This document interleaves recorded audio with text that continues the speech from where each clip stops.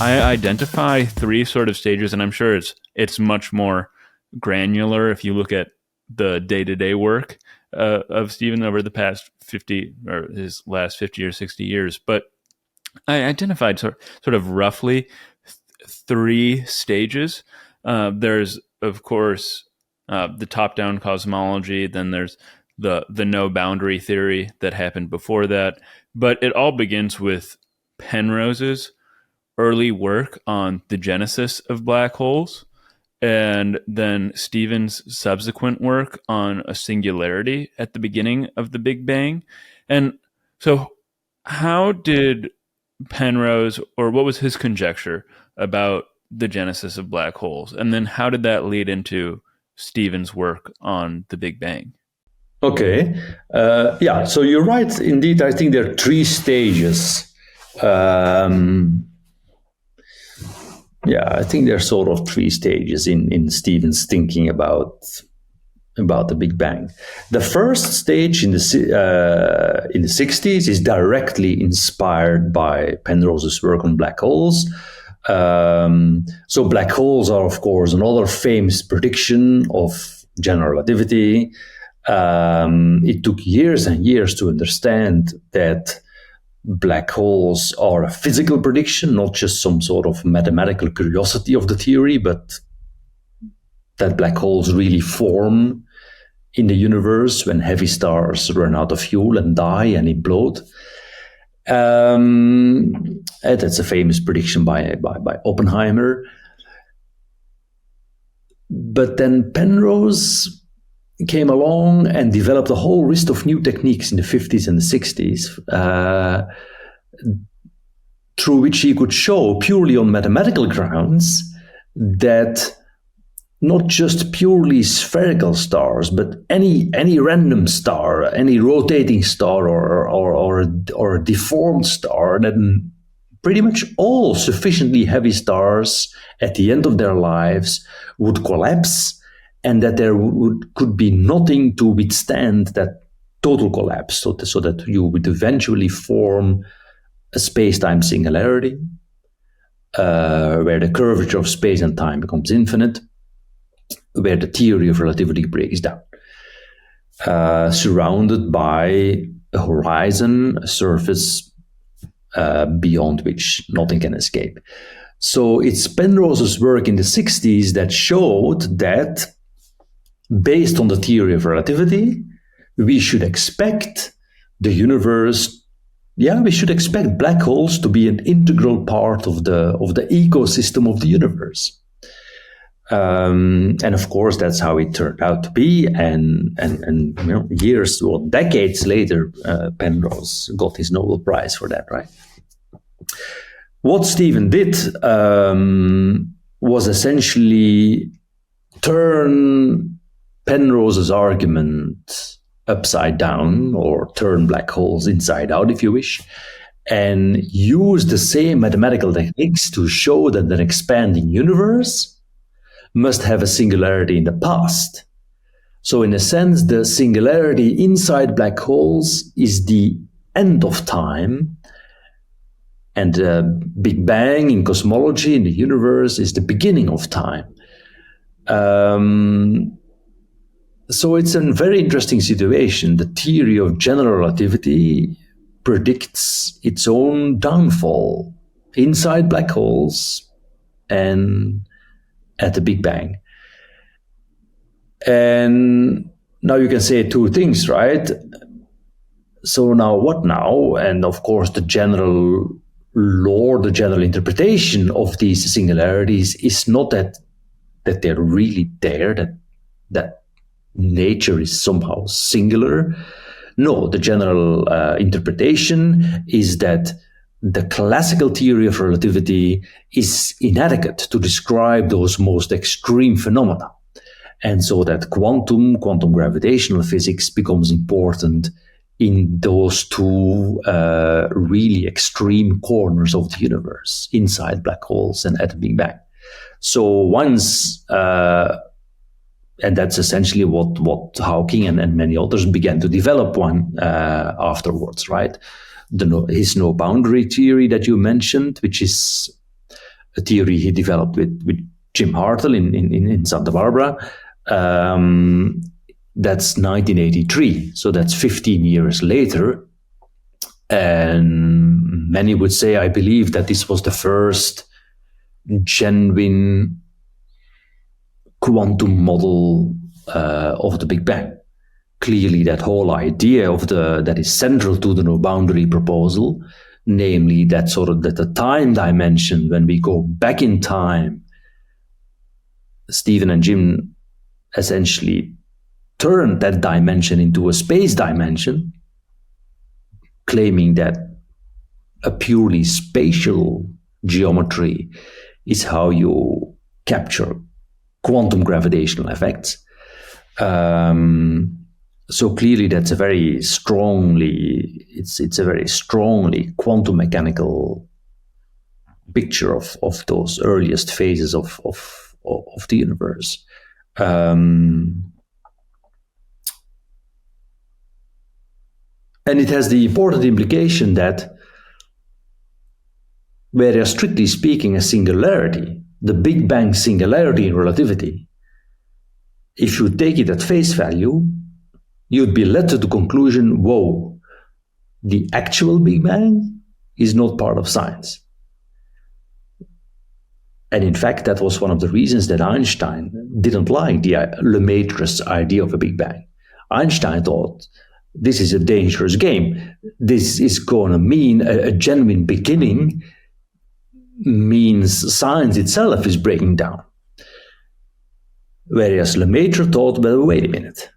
If we include quantum mechanics, I think he had the idea that if we include quantum mechanics, we could hope to get a grip on the beginning.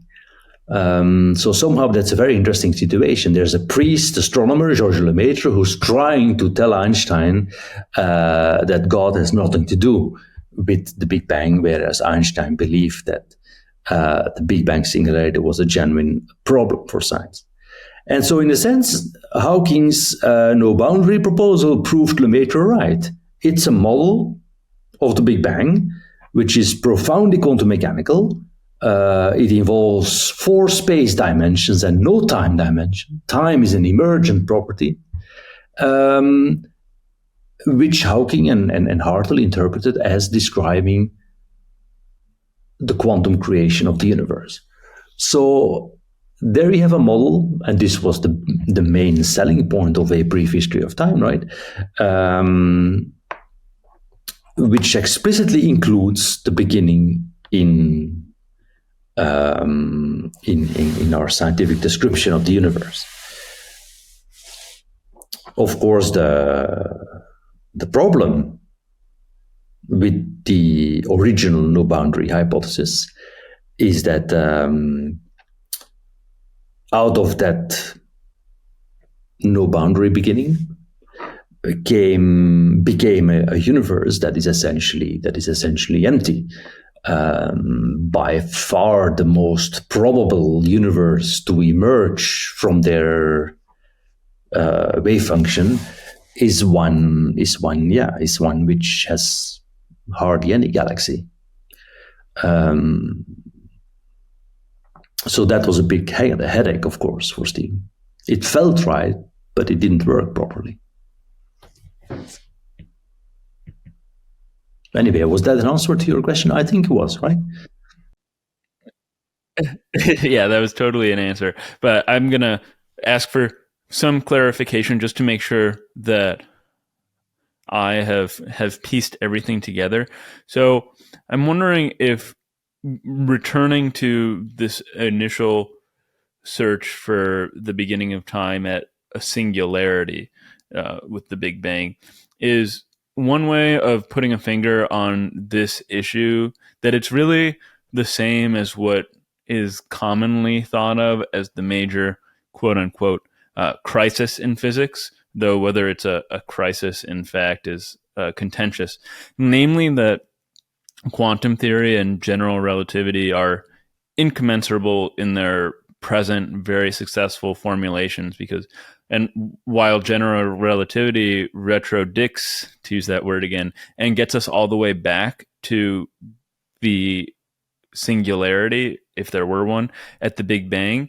The microscopic is the domain of quantum theory, and they're incommensurable because space becomes indeterminate and jittery at these very small levels. So you can't really get, things don't really bottom out in the singularity. And then that's where this no boundary fuzziness theory emerges from Hawking and Hartle. And then the problem that stems from this, like you said, and this is where I think, assuming I've gotten most of it right to this point, this is where I need some clarification. When you say the universe that comes out of this no boundary theory is empty and no or very few galaxies form, if you could explain what that means, or why this is what follows from that theory. Yeah, good.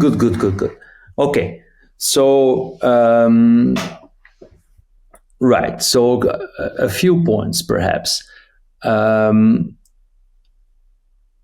you're absolutely right that the idea of Stephen's no boundary proposal was to replace the classical singularity of relativity with where the theory breaks down with a smooth, fine, sort of rounded off past, which is not something you can do in relativity, but you can, and that was sort of the crux of his theory. You can do that by considering these purely spatial geometries, which Stephen claimed capture profoundly quantum mechanical aspects of, as you say, fuzzy time, fuzzy space.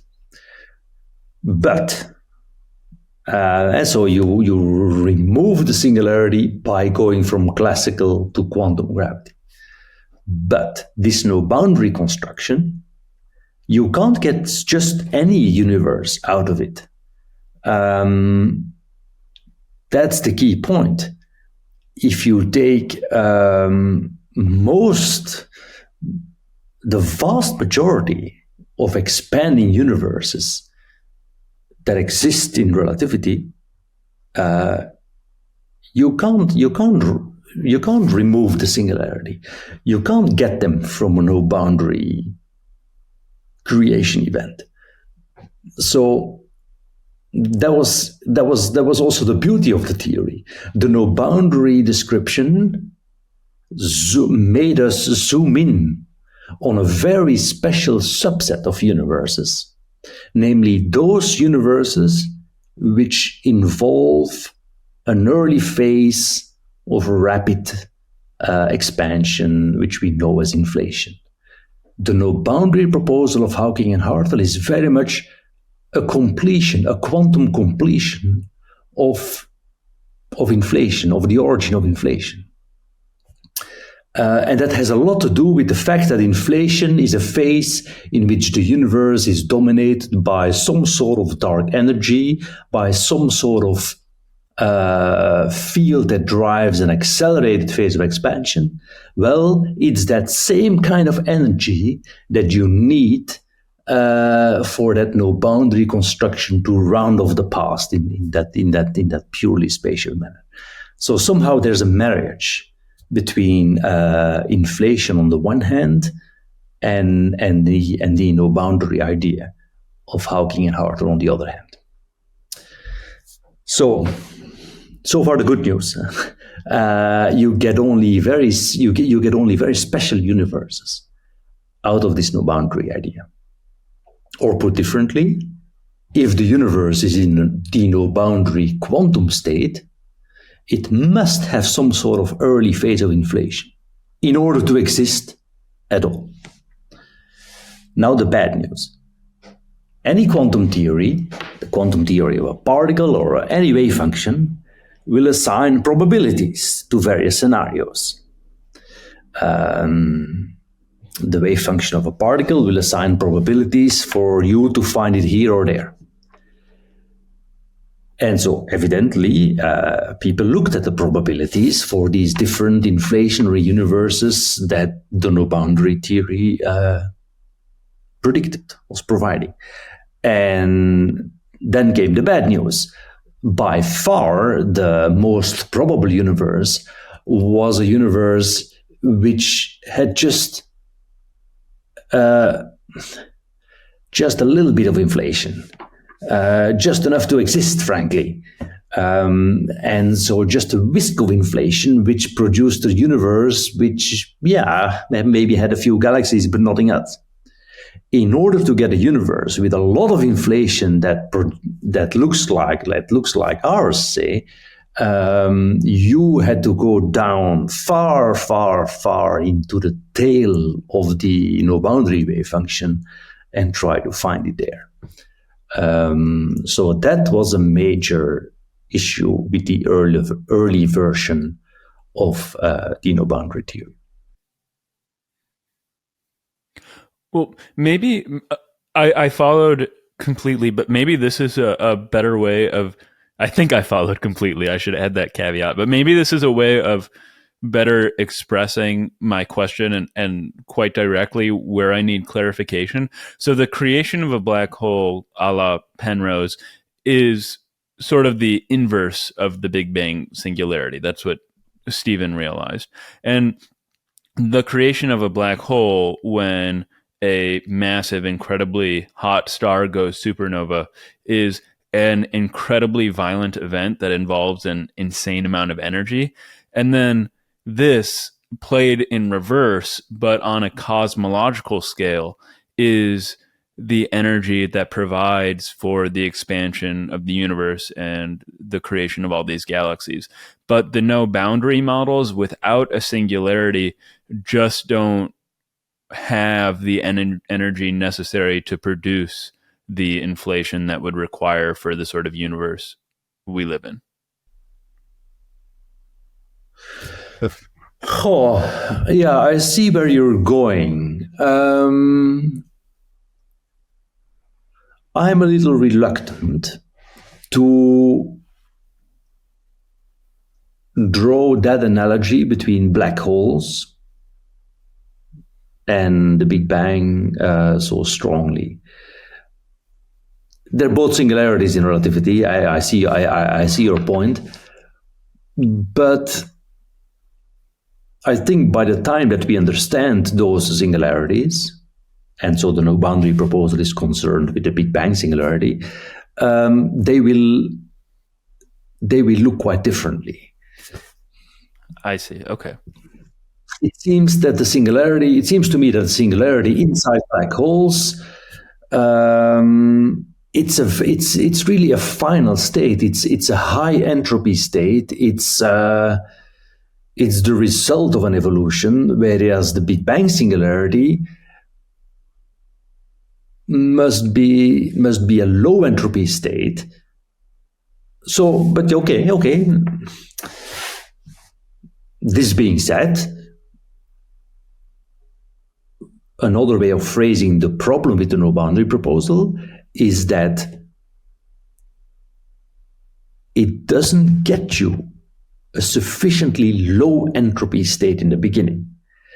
A universe with a lot of inflation is a universe that starts in an extremely low entropy state, and that's what gives it so much power, so to speak, to drive a clean arrow of time and an evolution towards more and more complexity for billions and billions of years. Whereas a universe with just a whisk of inflation that essentially ends up empty is in a way a universe that starts in too much of a high entropy state and does not have enough of an arrow of time. Having an arrow of time is in fact perhaps the most profound biophilic feature we're after here.